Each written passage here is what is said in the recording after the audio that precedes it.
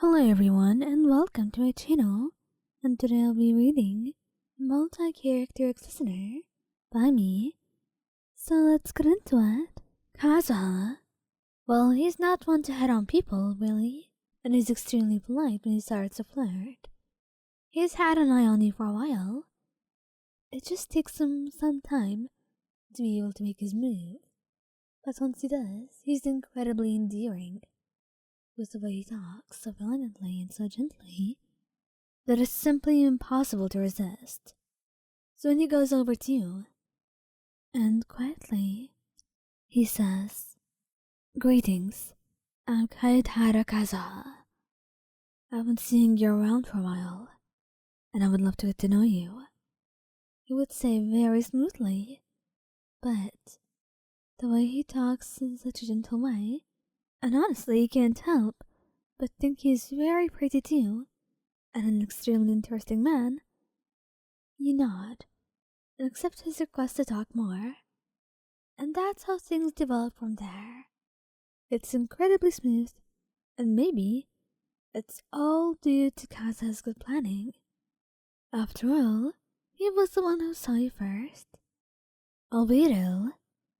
Albedo's pretty good at flirting and hitting on people, especially since the two of you are already friends, so it's not really some hard work for him.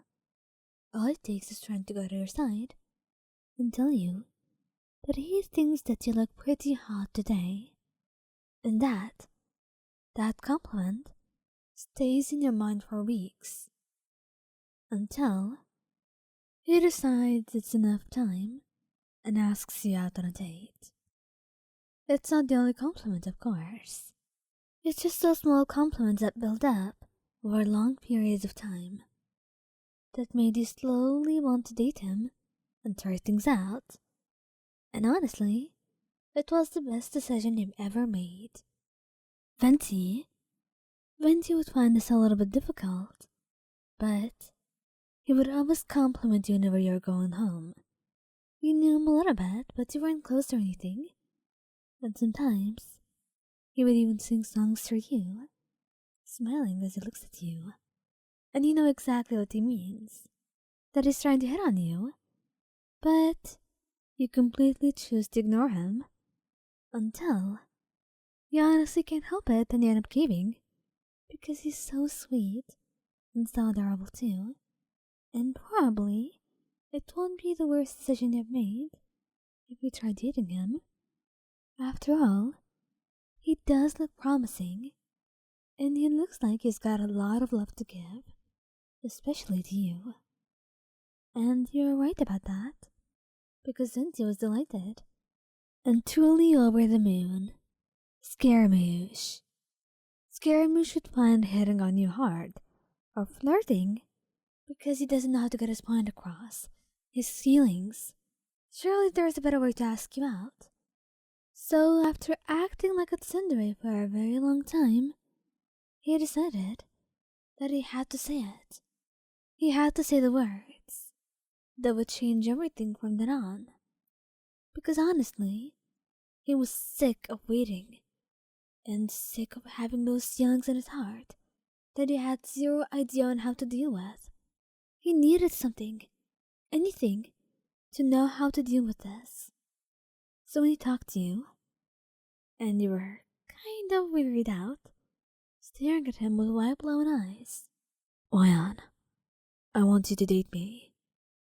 I want to go on a date with you. Please," he added hastily, and honestly you couldn't help but laugh. And at first he looked offended, but then he smiled, blushing shyly, as he told him that you want nothing more than to try, if he makes the effort to be a little bit less grumpy around you. Tighnari. Now, Tighnari actually really wanted to confess for a very long time, but he starts it out by hitting on you and testing the waters, if you know what I mean. But surprisingly, he gets a response when he tells you that you look very pretty in that dress you were wearing during a party. And that's when you dance. And it was a memorable night. one that neither of you could ever forget.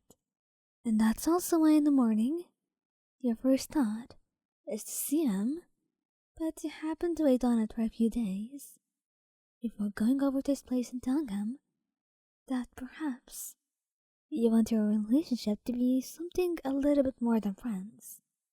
After all, it won't hurt to try. It works out extremely wonderfully.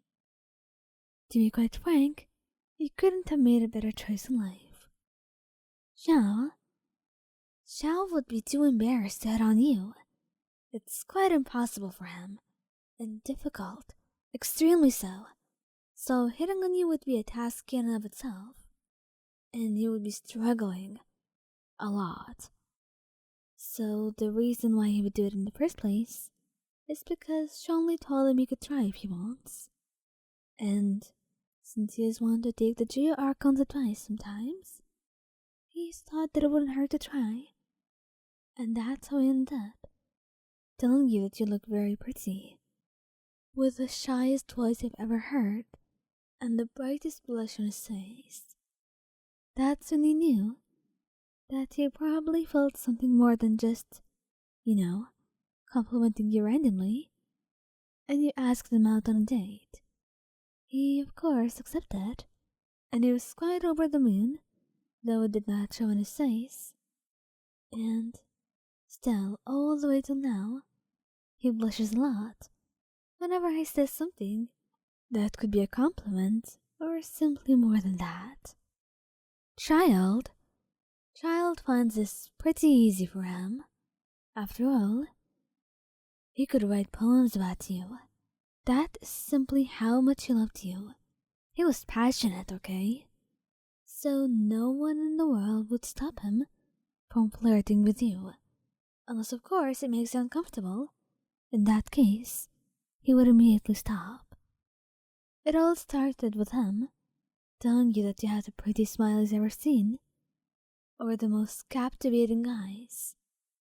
And then, the comment slowly grew more tender and cuter until one day, he had a box of chocolate and flowers in hand, telling you that he would want nothing more than to be able to take you on one date, just one chance.